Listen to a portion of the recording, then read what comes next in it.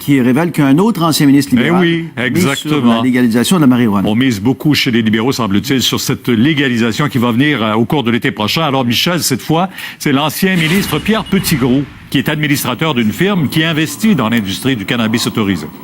Oui, effectivement, Pierre Petitgrou, donc administrateur de la firme d'investissement Belgravia Capital International. Essentiellement, Pierre, c'est une firme qui est en train de mettre sur pied un système de fidélisation pour les consommateurs et les producteurs de cannabis. On pense, par exemple, à un système de fidélisation comme Air Miles ou encore la carte Inspire à la SAQ. Mais pour les producteurs et les consommateurs de cannabis, la firme investit également dans une entreprise de cannabis en Colombie et est en pourparlers avec un producteur québécois et ontarien. C'est ce que révèle le bureau d'enquête. Et le nom de Pierre Petitgrou s'ajoute à une longue liste de libéraux notoires qui font aussi maintenant partie de cette industrie du cannabis autorisé.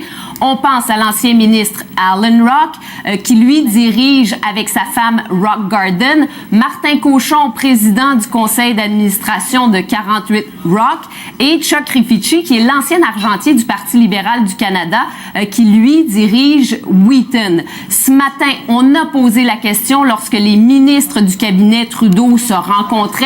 Ils ont tous refusé de commenter à la caméra. Est-ce qu'il y a un malaise au sein des troupes libérales actuelles? Peut-être voudront-ils commenter à leur sortie du Conseil des ministres.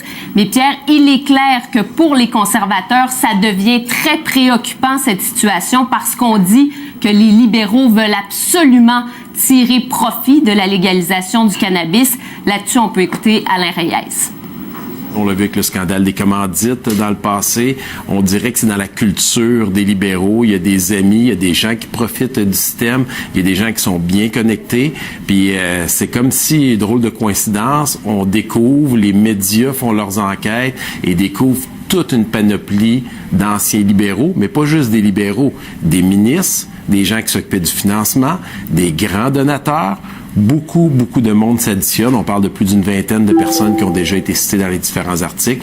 Il y a beaucoup de questions à se poser, puis je pense que la population devrait être préoccupée par ces révélations qui sortent depuis quelques semaines.